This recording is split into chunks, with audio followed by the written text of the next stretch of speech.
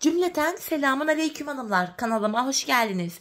Bugün sizlere ajurlu, menekşeli, çok güzel bir 5 diş patik modelinin anlatımını yapacağım.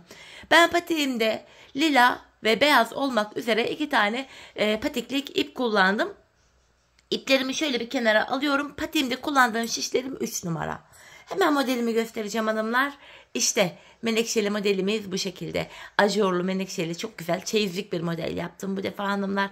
Gördüğünüz gibi patiğimiz çok güzel oldu. Bu menekşe modelini ortaya dolama yöntemiyle yaptım. Kenarlardaki ajurlar da çok yakıştı. Ajurların ortasına yaptım çiçeğimi çünkü. Patiğimiz böyle çok güzel, çok zarif durdu. Patiğimde hanımlar bir de böyle minik bir yeşil ve şu kadarcık yeşil yetişti hanımlar menekşemin yaprağı için. Ve minicik bir de sarımız var. Bu kadar iplerimiz yetti. Yine hepsi dolama yaptığım iplerim de yine aynı patikli iplerden. Hemen patiğimize başlayalım. Öncesinde hatırlatayım hanımlar, bu patik benim elimin ölçülerine göre 37, 38 ve 39 numara ayaklar için uyumlu oldu. Patiğimize her zaman olduğu gibi burun tarafından 12 ilmek olarak başlıyoruz hanımlar bu şekilde. Ben bu başlama tekniğini bütün 5 diş patik başlama videolarımda gösterdim. Şimdi sil baştan yeniden anlatıyorum. Sebebi şu: bu videoya ilk defa denk gelecek olan hanımların da kafaları karışmasın diye. Ayrıca kanalımda farklı 5 diş patik başlama teknikleri de var. Sizler patiğinizi dilediğiniz şekilde başlayabilirsiniz. Bakalım kaç ilmeğimiz olmuş? 3, 6, 9, 12 ilmeğimiz olmuş. Geri dönüyorum. Arka yüzdeyiz hanımlar. Arka yüzdeye ilmeklerimizi tamamen ters öreceğiz. Kenar ilmeğimi örmeden alıyorum. Devamında gelen ilmeklerimi ters olarak örüyorum.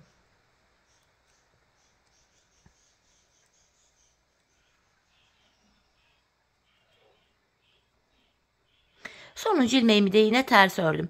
Şimdi geri dönüyorum. Ön yüzdeyiz hanımlar. Artık patiğimizin burun kısmında tamamen düz örgü uygulaması yapacağız ve 5 şişe de geçeceğiz. Kenar ilmeğimi aldım. İkinci ilmeğimi normal düz olarak örüyorum. Üçüncü ilmeğim 4, 5, 6. İlk 6 ilmeğimi ilk şişimle ördüm. Kalan 6 ilmeğimi de ikinci şişimle örüyorum. 12 adet ilmeğim vardı. 6'şar 6'şar 2 şişime eşit olarak paylaştırdım ilmeklerimi. Şimdi hanımlar hiç geri dönmeden ilk başladığımız yerlerden ilmekler çıkartacağız. 3. şişimize. İlk ilmeğimi şu kenardan çıkartıyorum. İlmeğin iki kanadına birden girdim. İlk ilmeğimi buradan çıkartıyorum. Devamında ilmek çıkartabilmek için de hanımlar tığımdan yardım alacağım. Tığ yardımı ile hemen başlangıç yerlerine girerek ilmeğimi çıkartıp 3. şişime takıyorum. Şöyle. Yeniden ilmeğimi çıkartıyorum. Şişime takıyorum. 3 ilmeğimiz oldu. Bakın başlangıç yerinde ilmeğin iki kanadına birden girerek ilmek çıkartıyorum. Şişime takıyorum. 4 ilmek oldu. Bir ilmek daha çıkartıyorum. 5. Bir ilmek daha çıkartıyorum. 6. Şimdi bir 6 ilmek daha çıkartıp onu da 4. şişime takacağım hanımlar. Bu şekilde sırasıyla başlangıç yerine girip ilmeklerimi çıkartıp şişime takıyorum. Şu 3. ilmeğim oldu. 4. şişimde. Şu 4. Şu 5. Son kez bir de bu kenardan ilmek çıkartıyorum. 6.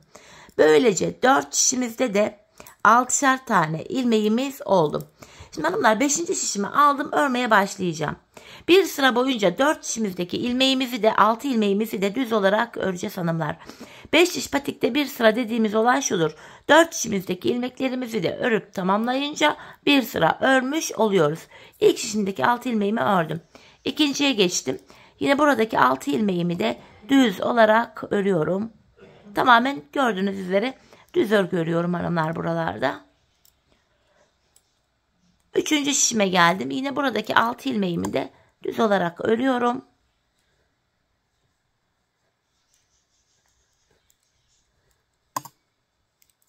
Dördüncü şişime geldim. Buradaki 6 ilmeğimi de yine düz olarak örüyorum. Bir sırayı tamamladık hanımlar. Şimdi yapacağımız işlem şu: artırmalarımıza geçeceğiz. Patik burnumuza şöyle baktığımız anda artırmalarımızı bu sağ ve sol kenardan yapıyoruz. Orta kısımlardan artırma yapmıyoruz. İlk şişimdeyim. Kenar hemen sağ tarafta hanımlar, gördüğünüz üzere. İlk şişimde ilk 2 ilmeğimi örüyorum. Ardından ikinci ilmeğimin altındaki hemen şu ilmeğimin kenarına şişimi taktım. Buradan aldığım ilmeğimi düz örüyorum. Kalan ilmeklerim düz örülüyor. Böylece birinci şişimde 7 tane ilmeğim oldu. İkinci şişime geldim. Burada da hanımlar kenar sol tarafa düşüyor. Burada da son 2 ilmeğim kalana kadar öreceğim ve kenardan artırmamı yapacağım. Bakın sondan ikinci ilmeğimin altındaki şu ilmeğimin kenarına şişimi taktım. Buradan aldığım ilmeğimi düz örüyorum. Kalan 2 ilmeğim düz örülüyor. Böylece ilk 2 şişimde 7'şer ilmeğim oldu. 4 şişimizdeki ilmek sayıları da aynı olacak. Şimdi 3. şişimdeyim. Kenar hemen sağ tarafta hanımlar.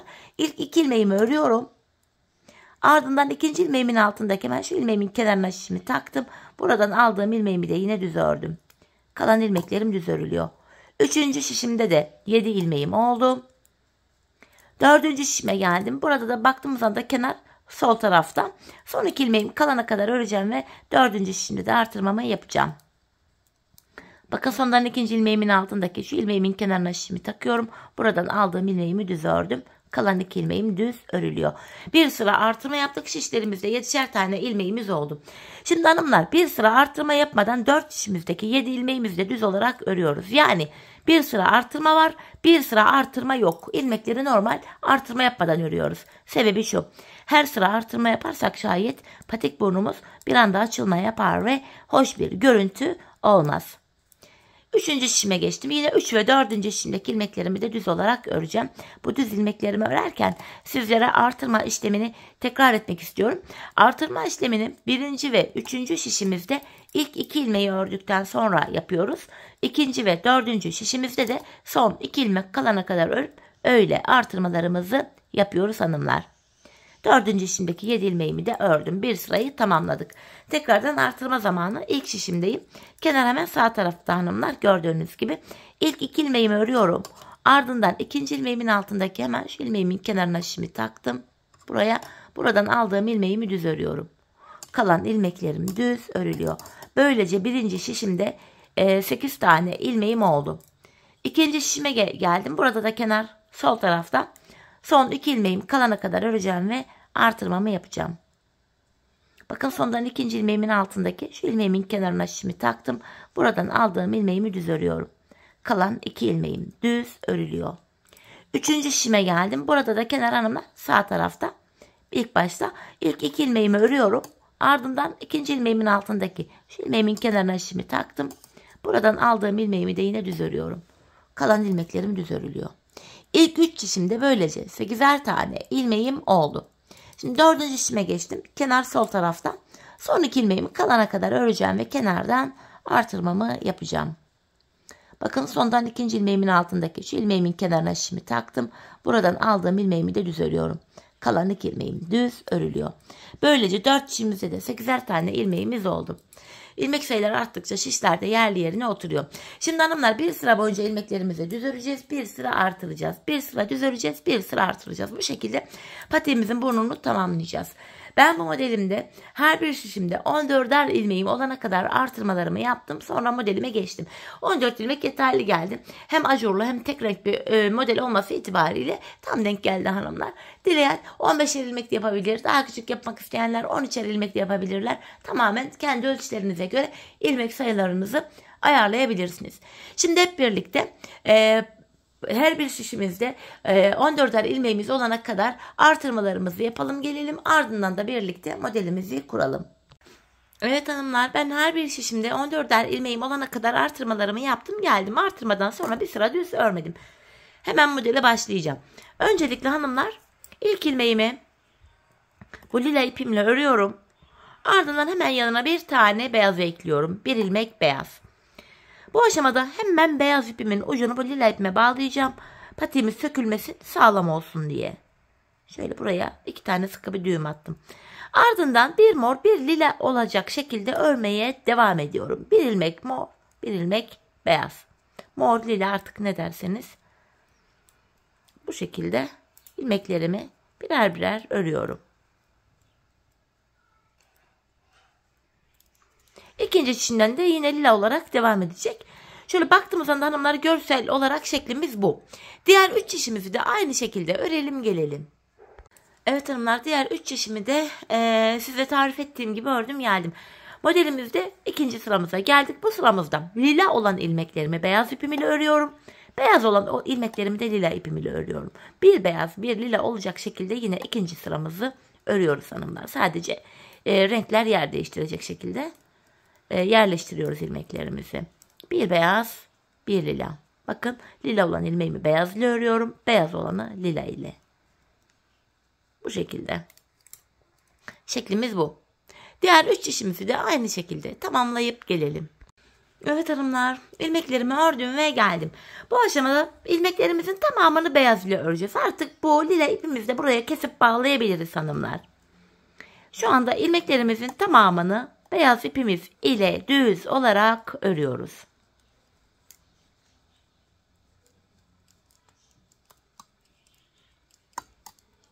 Bu şekilde hanımlar.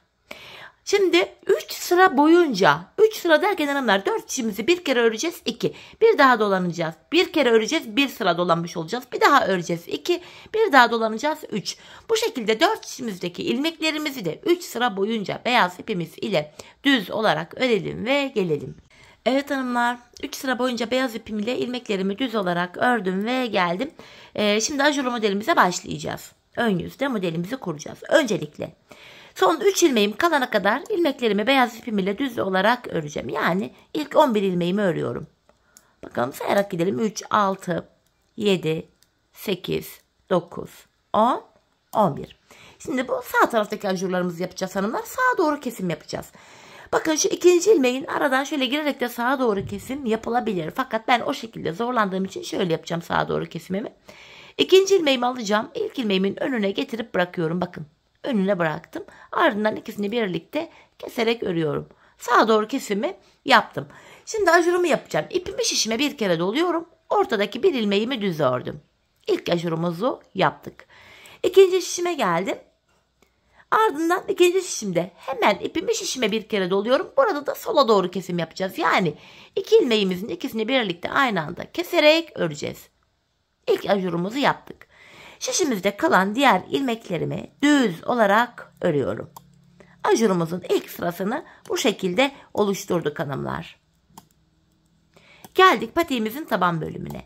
Patiğimizin taban bölümünde hiçbir işlem yok. İlmeklerimizin tamamını düz olarak öreceğiz hanımlar. Model bitene kadar düz örülecek burası. Bu nedenle videonun devamında artık taban bölümünü göstermeyeceğim, keseceğim. Sadece her sıra ön yüzü göstereceğim hanımlar.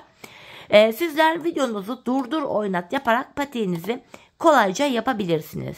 Bu düz yerleri gereksiz yere gösterip de videoyu uzatmak ve sizleri de sıkmak istemiyorum. Evet hanımlar, geldik ön yüze.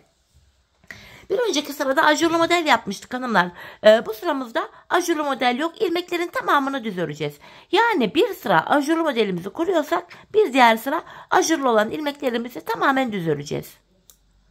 Bakın ajurlu olan ilmeğimi de yine düz örüyorum. Hepsini düz örüyorum. İkinci şişime geçtim. Yine buradaki ilmeklerimin de tamamını düz olarak örüyorum.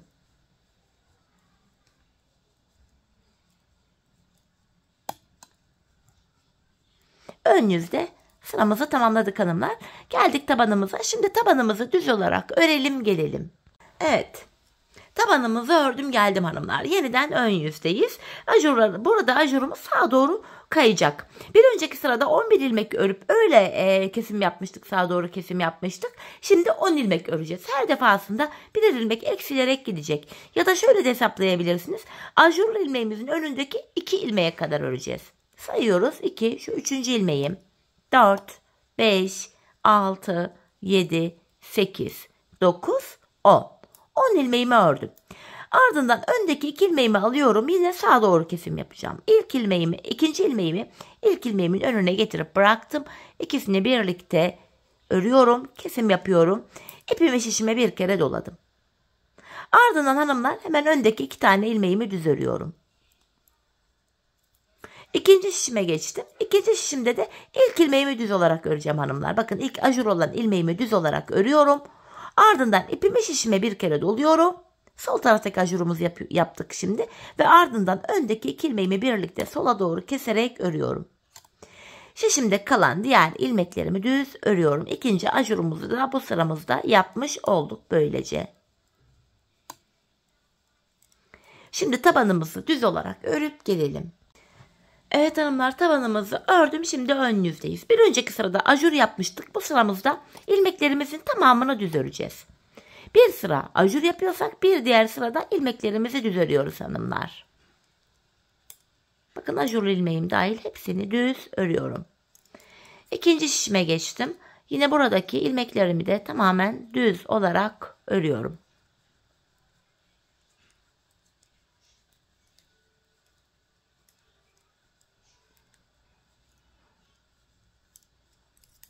Bu şekilde ön yüzde sıramızı tamamladık. Şimdi tabanımızı örüp gelelim. Evet hanımlar, şimdi yeniden ön yüzdeyiz. Üçüncü ajurumuzu açacağız. İlk ajurumuzu yaparken 11 ilmek örmüştük. İkinci ajurumuzda 10 ilmek ördük. Şimdi 9 ilmek öreceğiz. Kenardan ilk 9 ilmeğimi düz örüyorum. 2 ilmeğim oldu. 3, 4, 5, 6, 7, 8 ve 9. Bu öndeki 2 ilmeğimi alıyorum hanımlar. Yine ikinci ilmeğimi ilkinin önüne getirip bıraktım. Öndeki 2 ilmeğimi kesiyorum. Hemen ardından ipimi şişime bir kere doladım. Öndeki 3 ilmeğimi düz örüyorum. İkinci şişime geçtim. Burada hanımlar ajur olan ilmeğime kadar düz öreceğim. Önde 2 ilmek var. Bakın 1. Ajur olan ilmeğimi de ördüm. 2. Tekrar ajurumu yapıyorum. Yani ipimi şişime bir kere doladım. Öndeki 2 ilmeğimi birlikte keserek örüyorum. Şişimde kalan diğer ilmeklerimi düz ördüm. Üçüncü ajurumuzu da böylece yaptık. Tabanımızı örüp gelelim. Evet hanımlar, tabanımızı ördük. Yeniden ön yüzdeyiz. Bir önceki sırada ajurumuzu yapmıştık. Bu sıramızda ilmeklerimizin tamamını düz olarak örüyoruz. Ajurumuz V şeklinde açılıyor. İkinci şişime geldim. Yine buradaki ilmeklerimi de düz öreceğim.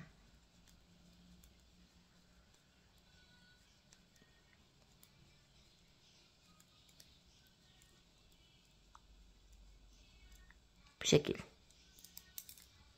Evet hanımlar, şimdi patiğimizin tabanını örüp gelelim.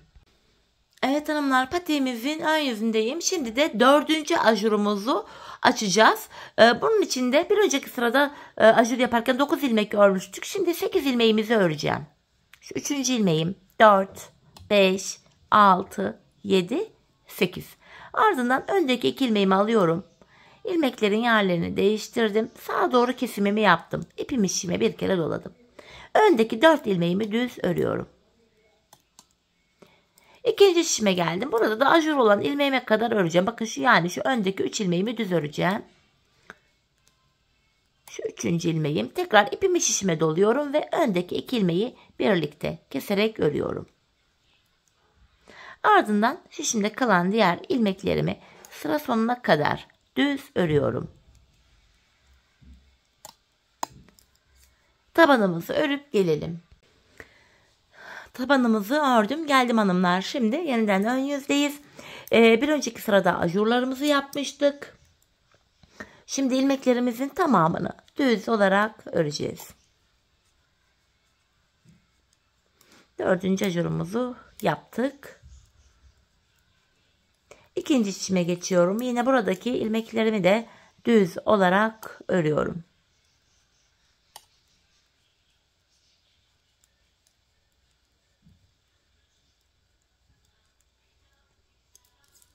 Tabanımızı örüp gelelim. Evet hanımlar, tabanımızı ördüm geldim. Şimdi 5. ajurumuzu yapacağız ve bu aşamada artık menekşe modelimizle başlayacağız. Bunun için yeşil ipimi hazırladım, koydum önüme. Toplamda bu modelimiz 10 sıradan oluşuyor. Şimdi 5. ajurumuzu açarken ilk sırasını yapacağız hanımlar çiçeğimizin.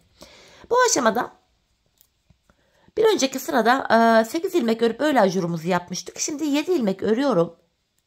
Şu 4. 5, 6, 7. Öndeki 2 ilmeğimi alıyorum. İkisini birlikte şöyle yer değiştirdim. Sağa doğru kesim yapıyorum. İpimi şişime bir kere doladım. Ardından 3 ilmek öreceğim hanımlar. 1, 2, 3. 3 ilmek ördüm ajurumdan sonra. Şimdi yaprağıma başlayacağım.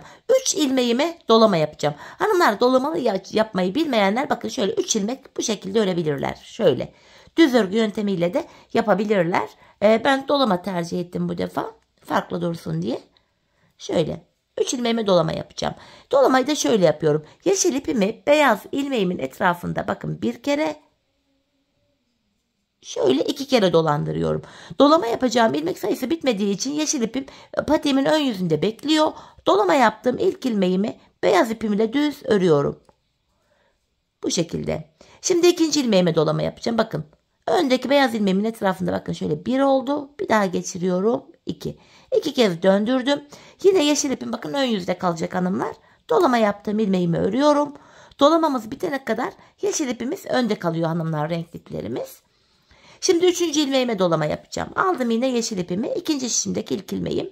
Bakın yeşil ipimle bir daha dolandırıyorum. 2. Dolama işlemi bittiği için yeşil ipimi şöyle aradan çıkarıp arka yüzde bırakıyorum. Dolama yapmış olduğum ilmeğimi ördüm. Bu şekilde hanımlar. İlk dolamamızı yaptık 3 ilmek üzerine. Ardından 1, 2, bakın ajurlu ilmeğimi de örüyorum. 3. 3 ilmek ördüm. İpimi şişime bir kere doluyorum. Öndeki 2 ilmeğimi birlikte keserek örüyorum. Ajurumu da yaptım. Şişimde kalan diğer ilmeklerimi düz olarak örüyorum hanımlar. Şimdi patiğimizin tabanını örüp gelelim. Evet hanımlar, tabanımı ördüm geldim. Menekşemin ikinci sırasını yapacağım. Bir önceki sırada da ajur yaptığım için bu sıramızda ajur olan ilmeklerimi tamamen düz olarak öreceğim. Bu aşamada hanımlar dolama yapmış olduğum ilmeğin önündeki beyaz ilmeğime kadar öreceğim. Bakın dolama yapmış olduğum ilmeğimin önündeki bir beyaz ilmeğime kadar ördüm buraya kadar. Yani ilk 11 ilmeğimi ördüm. Sonrasında yine yeşil ipimi şöyle elime alıyorum. Burada 2 ilmeğe dolama yapacağım hanımlar yeşil ipimle. Şu ilk ilmeğim. İlmeğimin etrafında 2 kez döndürdüm. Yeşil ipimi ön yüzde. Dolama yaptığım ilmeğimi örüyorum. Hemen yanındaki ikinci ilmeğime de dolamamı yapıyorum. 2 kez döndürdüm. Bu defa yeşilimi arkada bırakıyorum. Dolama yapmış olduğum ilmeğimi ördüm. Yanına bir ilmek beyaz örüyorum. İkinci şişime geçtim. İkinci şişimde de ilk 2 ilmeğime yeşil ipimle dolamamı yapacağım. Yaprağımın ikinci sırası bu. Şu birinci ilmeğim hanımlar. Bakın yeşil ipim yine önde bekliyor. Dolama yaptığım ilmeğimi beyaz ipimle ördüm. Hemen yanındaki ilmeğime de yeşil ipim ile dolamamı yapıyorum. Ve yeşilimi arkada bıraktım. Dolama yapmış olduğum ilmeğimi örüyorum. Şişimde kalan diğer ilmeklerim düz örülüyor.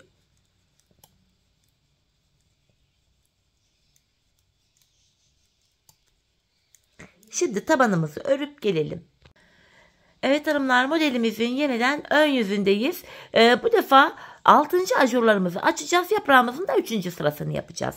En son 5. ajurumuzu yaparken hanımlar 7 ilmek örmüştük. Şimdi 6 ilmek öreceğim kenardan. 1, 2, 3, 4, 5, 6. Ardından öndeki 2 ilmeğimi alıyorum. İkinci ilmeğimi ilkinin önüne getirdim. İkisini birlikte keserek örüyorum. İpimi şişime doladım. 6. ajurumuz burada yaptık. Ardından ajurumdan sonra 2 ilmek örüyorum. Ardından bakın dolamalarımdan önceki bir beyaz ilmeğim var. Buraya kadar ördüm. Tekrar yeşil ipimi alıyorum hanımlar. Buraya yine yeşil ipimi de 2 ilmek dolama yapacağım. Bakın yeşil ipimi arkadan getirirken kontrollü bir şekilde getiriyorum. Bu şekilde sıkarak getirirsek çiçeğimiz gergin durur. Hoş görüntü olmaz. Yine bakın ilk ilmeğime dolamamı yaptım. Yeşil ipim önde. Dolama yaptığım ilmeğimi örüyorum. Ardından hemen yanındaki ikinci ilmeğime de dolamamı yapıyorum. Yeşilimi arkada bıraktım. Dolama yaptığım ilmeğimi örüyorum. Arada 3 tane beyaz ilmeğim var. 1, 2 ve 3. 3 ilmeğimi ördüm. Sonrasında tekrar yeşil ipimi alıyorum. Buradaki 2 ilmeğime daha yeşil ipim ile dolamamı yapacağım. Bakın şu birinci ilmeğim. Yeşil ipim benden tarafta. Dolama yaptığım ilmeğimi beyaz ipim ile örüyorum. Şu da ikinci ilmeğim. Dolamam bittiği için yeşilimi bu defa arkada bıraktım. Dolama yaptığım ilmeğimi ördüm. Şimdi bu sol taraftaki ajurumuzu yapacağız. 2 ilmek öreceğim. Yani ajuruma kadar 2 ilmeğim var. Bakın 1 ajur ilmeğimi de örüyorum. 2. İpimi şişime doluyorum. Öndeki 2 ilmeğimi birlikte keserek örüyorum. Kalan ilmeklerim düz örülüyor. Şimdi patiğimizin tabanını örüp gelelim. Evet hanımlar, patiğimizin ön yüzündeyiz. Artık bu çiçek yaprağımız bitti. Menekşemize başlayacağız. Modelimizde 4. sıramızı yapacağız. Öncesinde bu yeşil ipimizle de işimiz bittiği için kesebiliriz. Bakın şu ucunu yaparken düğüm atmamıştım. Hemen buradaki ipin etrafından hanımlar şöyle zincir yöntemiyle bunu buraya sıkıştırıp şöyle aralarda gizliyoruz hanımlar. Bakın şu ilmek aralarından geçirerek bu iplerimizi gizliyoruz. Yeniden şu yeşil ipimi de aynı şekilde bakın. Bununla da işim bitmişti. Yeniden bakın arkadaki şu iplerin içinden şöyle geçirerek şöyle zincir yöntemiyle sıkılıyoruz. Şöyle gizleyelim hanımlar, bir de ilmek aralarından geçirerek. Şöyle iplerimizi tamamen hanımlar bu şekilde gizleyelim. Bunu nasıl yapıldığını da buradan size göstermiş oldum. Şu kağıdımı da koydum. Bu şekilde. Gördüğünüz gibi iplerimi kestim, gizledim. Şimdi bir önceki sırada hanımlar ajurumuzu yapmıştık. Bu sıramızda ajuru olan ilmeklerimizi düz olarak öreceğiz. Ve menekşemize de başlayacağız. Lila ipimi de hazırladım hanımlar. Öncelikle ilmeklerimi sayarak gidelim dilerseniz. Şu 3. ilmeğim 4, 5, 6, 7, 8, 9, 10, 11, 12. 12 ilmeğimi ördüm kenardan. Yani 2 tane yeşil ajurumuzun ortasındaki 3 beyaz ilmeğe kadar örüyoruz. Şimdi bu lila ipimi alıyorum. Tam ortaya 3 ilmeğe lila ipim ile dolamamı yapıyorum hanımlar. Bakın şu 1. dolamam. Şu 1. dolamam, lila ipim benden tarafta. Dolama yaptığım ilmeğimi beyaz ipim ile düz örüyorum. Şu 2. dolamam, yine lila ipimi beyaz ilmeğimin etrafında 2 kez döndürdüm. Yine lila ipim ön yüzde. Bakın 2. dolamamı da yaptım. 2. şişimden 3. dolamamı da yapıyorum. Lila ipimi ilmeğimin etrafında 2 kez döndürüyorum ve lilamı arkada bıraktım. Dolama yaptım, ilmeğimi örüyorum. Şişimde kalan diğer ilmeklerimi düz örüyorum. Menekşe modelimizin 4. sırasını böylece tamamlamış oluyoruz hanımlar. Şimdi tabanımızı örüp gelelim. Evet hanımlar, yeniden ön yüzdeyiz. Bu sıramızda da 7. ajurumuzu açacağız. Bakın 6 ajurumuz vardı. 1, 2, 3, 4, 5, 6. 7.yi açacağız ve menekşe modelimizde de 5. sıramızı yapacağız hanımlar. Öncelikle kenardan 5 ilmeğimi düz öreceğim. 1, 2, 3, 4, 5. Ardından öndeki 2 ilmeğimi alıyorum. Yine sağa doğru kesimimi yapıyorum. İpimi şişime bir kere doladım.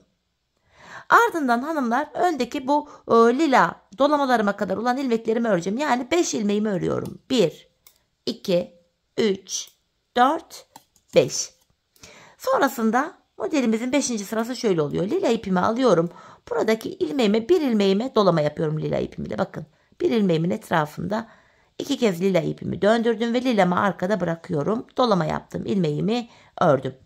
Tam bu ortaya bir ilmek sarı dolama yapacağız. Şöyle minik bir sarı ipim vardı. Bu sarımı da alıyorum. Ortaya bir ilmek sarı ipim ile dolamamı yapacağım. Sadece bir ilmeğe. Sarı ipimin ucunu şöyle arkada bıraktım. İlmeğimin etrafında 2 kez döndürüyorum sarımı.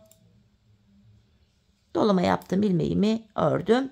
Ve hemen yanına bir ilmek daha mor yapacağım. Onu da 2. şişimden alarak yapacağım. Lila yapacağım daha doğrusu. Şöyle lila ipimi alıyorum. Hemen buradaki ilmeğimin etrafında lila ipimi 2 kez çeviriyorum. Şu 1, şu da 2. Lila ipimi arkada bıraktım. Dolama yaptım, ilmeğimi ördüm. Şimdi bu sol taraftaki ajurumuzu yapacağız. 5 ilmeğimi öreceğim hanımlar. Dolamadan sonra 1, 2, 3, 4, 5. İpimi şişime bir kere doluyorum ve öndeki 2 ilmeğimi kesiyorum. Şişimde 6 ilmeğim kaldı. Kalan 6 ilmeğimi de düz olarak örüp ön yüzde sıramı tamamlıyorum. Şimdi tabanımızı örüp gelelim. Evet hanımlar, şimdi yeniden ön yüzdeyiz. Bir önceki sırada ajur yaptığımız için bu sıramızda ajurlu olan ilmekleri düz öreceğiz. Menekşe modelimizin de 6. sırasını yapacağız hanımlar. Bu aşamada bakın dolama buradaki lila dolamamın önündeki 2 ilmeğime kadar öreceğim. Yani kenardan ilk 10 ilmeğimi düz öreceğim. Sonra menekşemize devam edeceğiz. Şu 2. ilmeğim 3, 4, 5, 6, 7, 8, 9, 10. 10 ilmeğimi ördüm. Sonra bu lila ipimi kontrollü bir şekilde şöyle alıyorum. Buraya 2 ilmek lila dolama yapacağım. 2 ilmeğe. Şu birinci ilmeğim. Dolama yapmış olduğum ilmeğimi örüyorum. Şu da ikinci ilmeğim. Lila ipimi arkada bıraktım. Dolama yaptığım ilmeğimi ördüm. Yanına bir ilmek beyaz ile düz örüyorum. Bakın altta bir ilmek sarı dolamam vardı. Yine aynı ilmeğe bir ilmek sarı ipim ile dolamamı yapıyorum. Bir ilmek sarı dolama. Sarı ipimi ilmeğimin etrafında 2 kez döndürdüm. Sarımı arkada bıraktım. Dolama yaptığım ilmeğimi örüyorum. İkinci şişime geldim. Sarının hemen yanındaki bu ilk şişimdeki ilk ilmeğimi düz örüyorum. Ardından tekrar lila ipimi alıyorum elime hanımlar.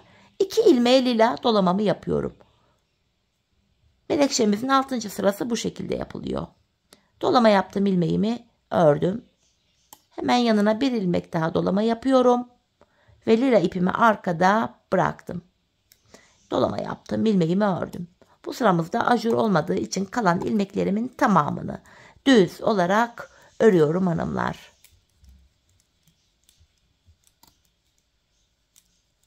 Tabanımızı örüp gelelim. Evet hanımlar, tabanımı ördüm, ön yüze geldik. Hanımlar, burada toplam 7 tane ajurumuz oldu. 1, 2, 3, 4, 5, 6, 7. Şimdi ajurumuzu kapatacağız hanımlar. Böyle baklava dilimi kapanacak artık. Bunun için ilk 7 ilmeğimi düz öreceğim. 7 ilmek düz örüyorum. 2, 3, 4, 5, 6 ve 7. 7 ilmeğimi ördüm. Ajuruma kadar olan ilmeklerimi ördüm. Bu aşamada hanımlar sağa doğru kesim yapıyorduk. Sonra ajur yapıyorduk.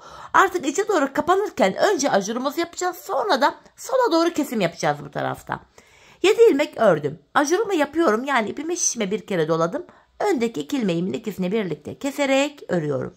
Hemen yanına bir ilmek düz ördüm. Bu menekşemin şimdi de 7. sırasını yapacağım. Arkadan şu lila ipimi kontrollü bir şekilde aldım. Hemen buraya bir ilmek lila ile dolama yapıyorum. Bir ilmek. Lila ipimi arkada bıraktım. Dolama yaptığım ilmeğimi örüyorum. Bir liladan sonra sarı ipimi alıyorum hanımlar şimdi de. Buraya sarı ipim ile 2 ilmeğime dolama yapacağım. Şu birinci ilmeğim, sarı ipim önde çünkü bir ilmeğe daha dolama yapacağım. Şu da ikinci. Sarı ipimi şimdi arkada bırakıyorum. Ve dolama yaptığım ilmeğimi ördüm. Tam bu ortaya bir tane lila yapacağım yeniden. Lila ipimi tam ortadaki ilmeğimin etrafında 2 kez döndürüyorum. İpimi arkada bıraktım. Dolama yaptığım ilmeğimi örüyorum. Bu şekilde. Sonra tekrar ikinci şişime geldim hanımlar. Burada yine sarı ipim ile 2 ilmeğime dolamamı yapacağım. Şu birinci ilmeğim. Sarı ipim önde. Dolama yaptığım ilmeğimi örüyorum. Şu da ikinci ilmeğim. Sarı ipimi arkada bıraktım. Dolama yapmış olduğum ilmeğimi düz örüyorum. Ardından buraya da bakın bir ilmek lila ile dolamamı yapacağım. Bir ilmeğe dolama yapacağım. 2 kez lila ipimi beyaz ilmeğimin etrafında dolandırdım. Lilamı arkada bıraktım. Dolama yaptım. İlmeğimi örüyorum. Hemen yanına bir ilmek beyaz ördüm. Dolamam bitti. Bir ilmek beyaz ördüm. Burada da hanımlar önce sağa doğru kesim yapacağız artık. Ajurumuz kapanıyor içe doğru. Sonra ajur yapacağız. Öndeki 2 ilmeğimi alacağım. Sağa doğru kesim yapacağım. İkinci ilmeğimi ilk ilmeğimin önüne getirdim. İkisini birlikte sağa doğru kesimimi yaptım. İkisini birlikte örüyorum. Ardından şöyle ipimi şişime doladım. Ajurumu yaptım. Kalan ilmeklerimi düz olarak örüyorum. Ajurumuz kapanmaya başladı artık. Şimdi tabanımızı örüp gelelim. Evet hanımlar, şimdi ön yüzdeyiz. Bir önceki sırada ajurumuzu yaptığım için ajurlu olan ilmeklerimizi düz öreceğiz. Menekşemizin de 8. sırasını yapacağız. Bu aşamada hanımlar buradaki lila ilmeğime kadar öreceğim. Bir tane lila ilmeğim vardı dolama yaptım. Öreceğim. Yani ilk 11 ilmeğimi öreceğim. Bu şekilde beyaz ipim ile ilmeklerimi düz örüyorum. Bakın bu lila ilmeğimi de yine düz ördüm. Bir tane dolama yaptım ilmeğimi. Ardından şu lila ipimi tekrardan kontrollü bir şekilde getiriyorum. 2 ilmek lila dolama yapacağım. Şu birinci ilmeğim.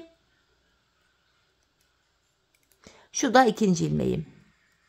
Dolamamı yaptım. Lila ipimi arkada bırakıyorum. Dolama yaptığım ilmeğimi ördüm. Ortaya bir ilmek beyaz ipimle düz örüyorum. İkinci şişime geçtim. Burada da hanımlar 2 ilmeğime lila dolama yapacağım. Şu birinci ilmeğim. Dolama yaptığım ilmeğimi örüyorum. Şu da ikinci ilmeğim.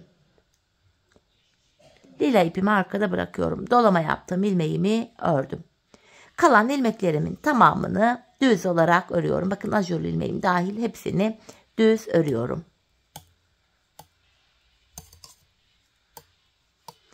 Şimdi tabanımızı örüp gelelim. Evet hanımlar, tabanımızı ördük geldik. Şimdi menekşemizin 9. sırasını yapacağız ve baklava diliminin ajurları da devam edecek bu sıramızda. İlmeklerimizi sayarak gidelim. 1, 2, 3, 4, 5, 6, 7. Bakın ajurlu ilmeğimi de örüyorum. 8.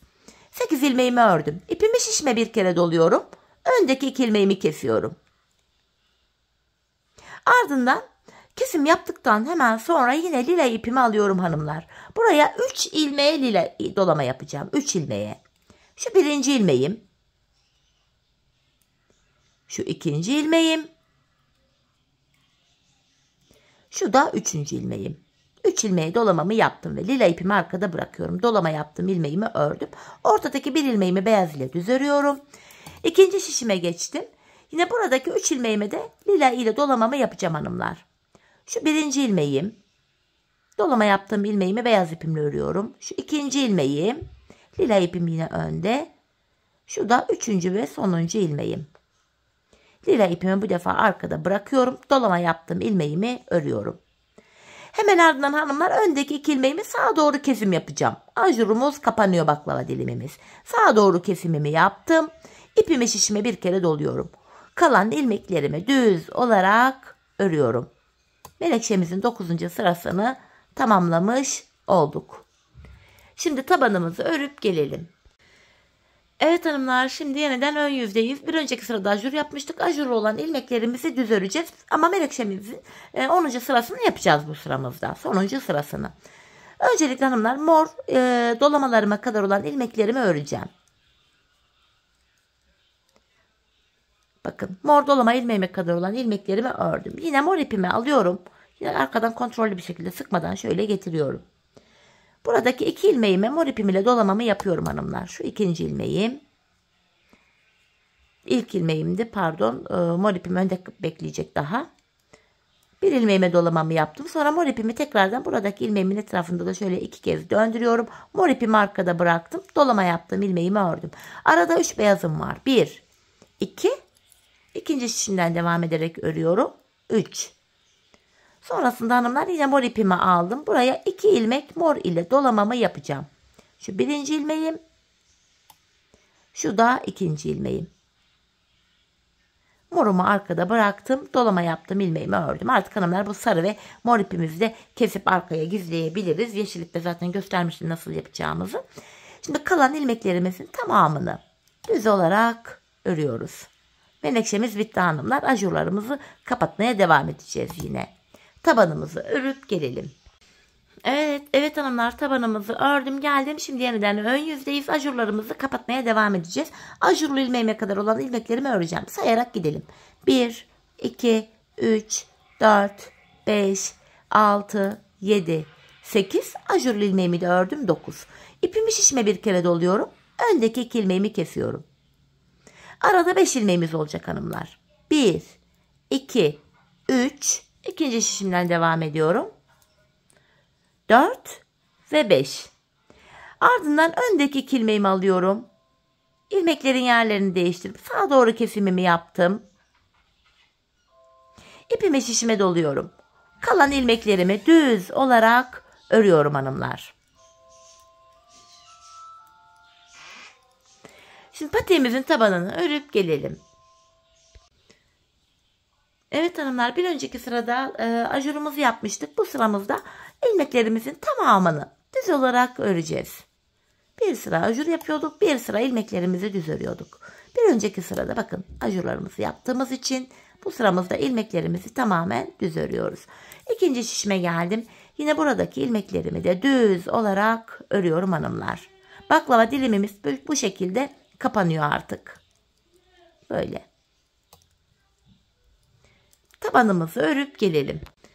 Evet hanımlar, yeniden ön yüzdeyiz. Ajurlarımıza devam edeceğiz bu sıramızda yine. İlmeklerimizi sayarak gidelim.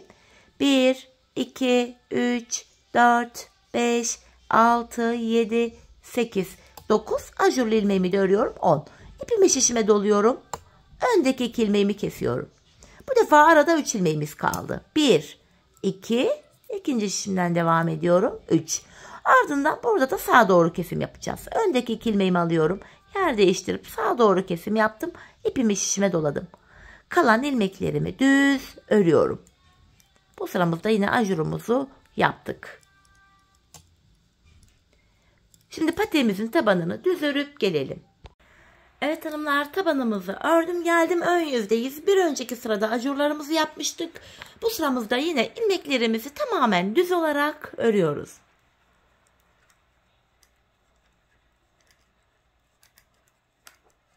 Gördüğünüz üzere hepsini düz ördüm. İkinci şişime geldim. Yine buradaki ilmeklerimi de düz olarak örüyorum.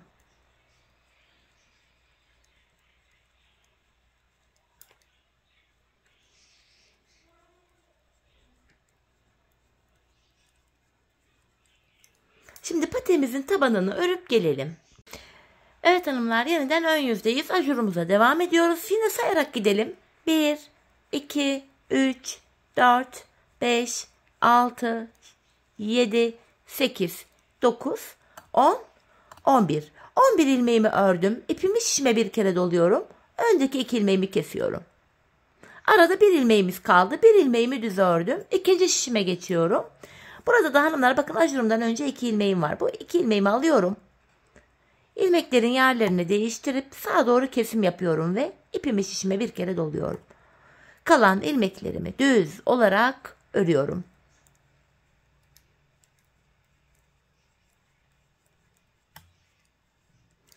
Tabanımızı örüp gelelim. Tabanımızı ördüm geldim, ön yüzdeyiz. Yine bir önceki sırada ajur yaptığımız için bu sıramızda ilmeklerimizi düz öreceğiz. Modelimiz boyunca hanımlar ön yüzde her sırayı göstermek istedim sizlere, kafanız karışmasın diye. İkinci şişime geldim. Yine buradaki ilmeklerimi de düz olarak örüyorum.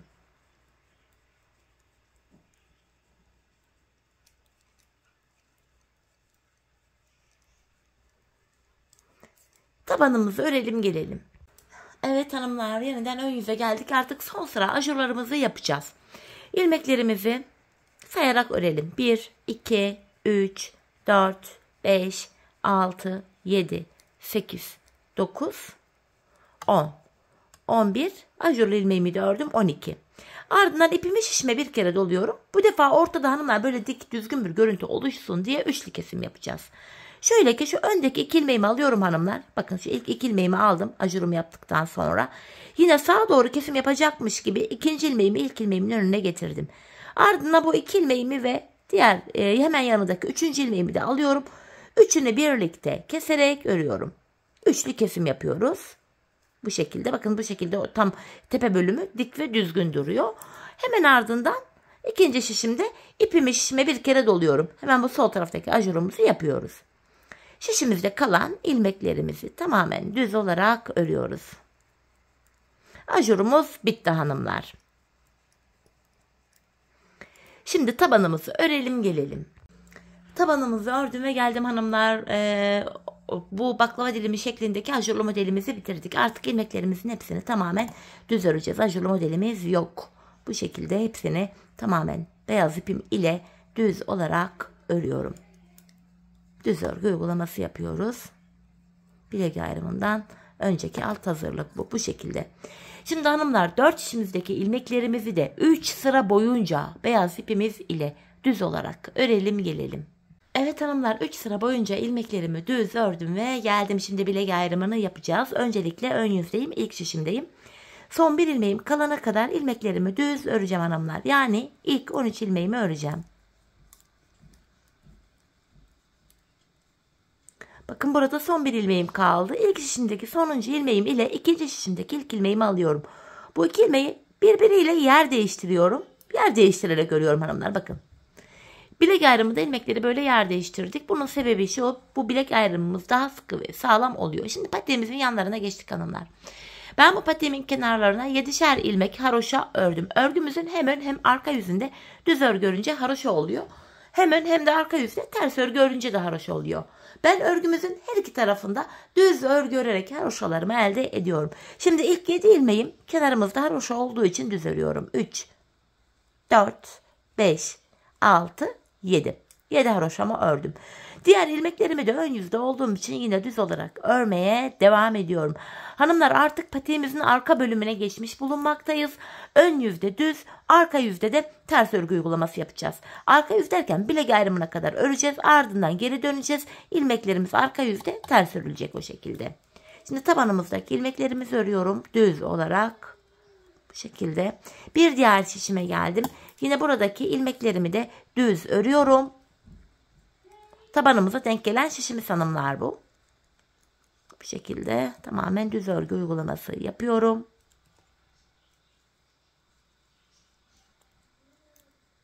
Son şişime geldim.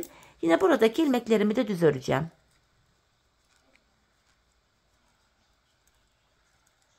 Bakın son 7 ilmeğim hanımlar bilek bölümünde haroşa. Yine bunları da düz örüyorum. Bilek ayrımına kadar ilmeklerimizi örüyoruz. Bilek ayrımına geldik. Yapacağımız işlem şu, geri döneceğiz hanımlar. Yapacağımız işlem bu. Bilek ayrımına kadar öreceğiz, geri döneceğiz. Öreceğiz, geri döneceğiz. İlk ilmeğimi örmeden aldım. Ben sonuncu ilmeklerimi ördüğüm için ilk ilmeğimi örmeden alıyorum. Kenar ilmeğimle birlikte hanımlar toplam 7 ilmek düz öreceğim. Çünkü kenarda 7 ilmek haroşamız var. Şu ikinci ilmeğim 3, 4, 5, 6, 7.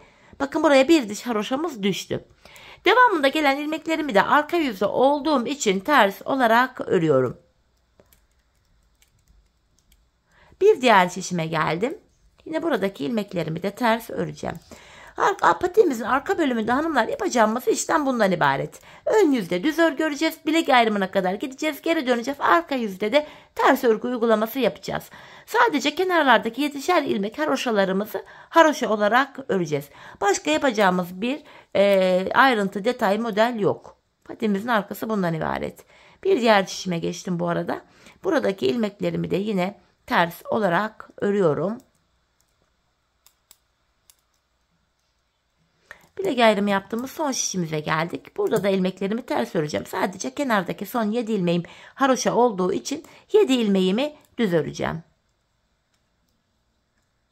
Bakın son 7 ilmeğime geldim. Bunlar haroşa, hepsini düz örüyorum. Bilek ayrımına kadar bu şekilde geldik. Bilek ayrımından sonra hanımlar tekrar geri dönüyoruz. Yine yapacağımız işlem şu. Ön yüzdeyiz. İlmekleri düz öreceğiz. Yine haroşalarımız düz olacak zaten. Devamında gelen ilmekler de yine düz olarak örülüyor. Diğer bilek ayrımına kadar bu şekilde öreceğiz. Geri döneceğiz, arka yüzde ters öreceğiz. Patiğimizin arkası bu şekilde ilerleyecek. Şöyle baktığımızda da bu kenarlarımızda birer diş haroşamız oluştu bile. Hanımlar, ben bu patiğimizin bu arka bölümüne toplamda şu haroşa sıralarını sayacak olursak 15 diş 15 sıra haroşa ördüm. Benim ölçülerime göre tam geldi. Sizler bu aşamada patiğinizi örerken lütfen ayağınızda giyin, deneyin. O şekilde yapın arkalarını. Çünkü herkesin elinin örgüsünün sıkılığı, gevşekliği, kullandığı ipinin kalınlığı, inceliği, şişiniz hepsi örgünüzün boyutunu etkileyebilir. Bu nedenle ayağınıza ölçerek yapmanızda fayda var. Şimdi hep birlikte patiğimizin arka bölümünü ölçülerimize göre tamamlayıp gelelim. Sonra da birlikte topuğumuzu keselim. Evet hanımlar, patiğimin arkasını tamamladım ve geldim. Şimdi topuğumuzu yapacağız. Akşam saatlerine denk geldiği için videonun bu bölümü renk biraz farklı görünebilir. Bu aşamada hanımlar bilek ayrımından sonra hemen şu bölüm genişlediği için ilmeklerin hepsi bakın bu şekilde dümdüz duruyor. Tek şişle toplanacak duruma geldi. Fakat ben bu aşamada topuk kesiminde bana kolaylık sağlasın diye buraya sol taraftaki şişime tamı tamına 24 adet ilmeğimi ayırdım. Şimdi topuğumuzu kesmeye başlayacağız. Hanımlar, topuk bölümünde kenardaki 7 ilmek haroşamızı yine haroşa olarak öreceğiz. Model bütünlüğü sağlansın diye. Öncelikle 7 ilmek haroşamı örüyorum. Ardından ön yüzdeyim. İlmeklerimi düz olarak ve sayarak örmeye devam edeceğim. Şu 8. ilmeğim 9, 10, 11, 12, 13, 14, 15, 16, 17, 18, 19, 20, 21, 22, 23. İlk 23 ilmeğimi normal düz olarak ördüm. 24. ilmeğimi örerken öndeki 2 ilmeğimi alıyorum. İkisini birlikte keserek örüyorum. 23 ilmek gördüm. 24. de kesim yaptım. Zaten bu sol tarafa da 24 ilmek ayırmıştık. Topuğumuz için bu orta kısma baktığım anda burada da 7 ilmeğimiz kaldı. Buradaki 7 ilmeğimiz her seferinde birer birer kesilecek, eksilecek, bitecek ve böylece patiğimizin topuğu oluşacak. Şimdi yapacağımız işlem şu. Kesim yaptıktan sonra geri döneceğiz hanımlar. İlk kesim yaptığım ilmeğimi örmeden alıyorum. Arka yüzde olduğum için diğer ilmeklerimi ters olarak örüyorum. Sadece kenardaki son 7 ilmeğim haroşa olduğu için son 7 ilmeğimi düz öreceğim hanımlar.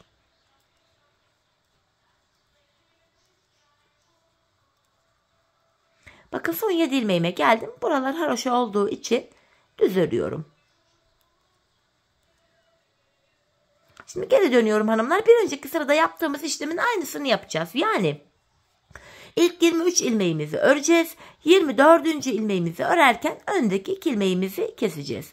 7 tane haroşamı ördüm. Sayarak örmeye devam edeceğim. 8, 9, 10, 11, 12, 13, 14, 15, 16, 17, 18, 19, 20, 21, 22, 23.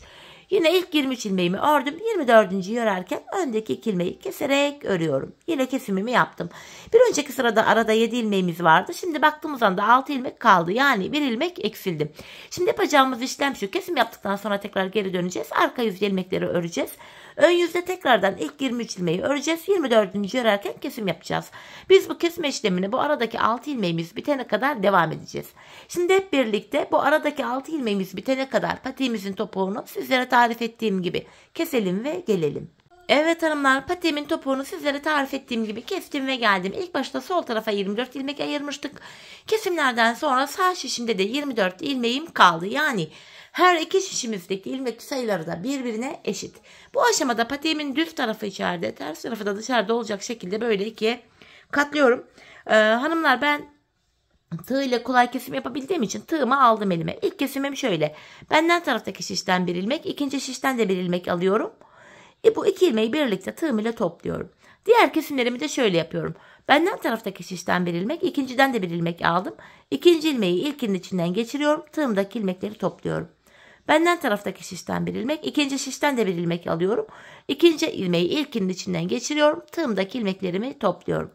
Karşılıklı olarak şişlerimizden birer tane ilmek alıyoruz ve ikinci şişten aldığımız ilmeği ilk şişten aldığımız ilmeğin içinden geçiriyoruz. Tığımızdaki ilmeklerimizi topluyoruz. Kesme işlemini bu şekilde gerçekleştiriyoruz hanımlar. Kalan ilmekleri de aynı şekilde keselim gelelim. Evet hanımlar, ilmeklerimi kestim. Burada son ikişer ilmeğim kaldı. Yine buradaki ilmeklerimi de aynı şekilde alıyorum sırasıyla. İkinci ilmeğimi ilkinin içinden geçirdim. Tığımdakileri topladım. Son birer ilmeğim kaldı. Yine bunları da aynı şekilde alıyorum. İkinci ilmeği ilkinin içinden geçiriyorum ve tığımdaki iki ilmeği topluyorum. Buraya bir tane sıkı bir zincir çekip ipimi kesiyorum. Hemen topuğumuza bakmadan önce ipimizi bir gizleyelim hanımlar. Şimdi sıkıştırarak ipimi gizliyorum yine. Bu şekilde. Evet, patiğimizi tamamladık. Topuğumuz bu şekilde görünüyor. Hanımlar, ben bir de patiğimin kenarına bu lila ipim ile kenar oyası yaptım. Patiğimize de çok yakıştı. Sizler dilerseniz böyle sade de kullanabilirsiniz. Kenar oyası yapmak isterseniz de sizlere kısaca hemen yapılışını göstereyim. Öncelikle yine lila ipimi elime aldım. Buraya şöyle bir adet zincir oluşturacağım. İlmek. Şöyle. Ve topuğumuzu kestiğimiz yerden itibaren başlayacağım yapmaya. İlmeğin iki kanadına birden batarak şöyle ilmeğimi buraya sabitliyorum. Yapacağımız işlem şu hanımlar. Hemen önündeki kenar ilmek yerine batıyorum. Bakın, ilmeğin iki kanadına birden batıyorum. İlmek çıkarttım. Böyle sık iğne yapıyorum buraya. Ardından 3 tane zincir çekiyorum. Sık iğnemin içine girerek bakın şöyle. Buraya bir adet kirpik oluşturuyorum ve hemen önündeki kenar ilmek yerine batıyorum. Kirpiğimi buraya sabitliyorum. Bu şekilde yapıyoruz hanımlar. Şimdi ikincisini yapalım. Yine önündeki sıradaki kenar ilmek yerine girerek şöyle batıyorum. Bir tane sık iğne oluşturdum. 3 zincir çekiyorum. Sık iğnemin içine girerek şöyle bir kirpik oluşturuyorum. Bakın, topladım buraya, minik tomurcuk oldu. Ardından hemen önündeki kenar ilmek yerine batarak sabitliyorum buraya. Şimdi üçüncüsünü de aynı şekilde yapıyoruz. Sık iğne yapıyorum. 3 zincir çekiyorum. Sık iğnemin içine batarak böyle bir kirpik oluşturuyorum. Ve hemen önündeki kenar ilmek yerine batarak kirpiğimi sabitliyorum. Yapacağımız işlem bu hanımlar. Ben bu şekilde yaptım. Şimdi patiğimizin çevresini bu şekilde ilk başladığımız yere kadar örelim ve gelelim. Evet hanımlar, ilk başladığım yere kadar kenar oyamı yaptım. En son buraya da bir tane şöyle sıkı bir zincir çekip artık lila ipimi de kesiyorum. Kenar oyamızı da böylece tamamladık. Hemen yine bu aradaki ipimin ucunu da gizleyeceğim. Bu şekilde arkalardan ilmek aralarından geçirerek gizliyorum iplerimizin uçlarını. Bu şekilde.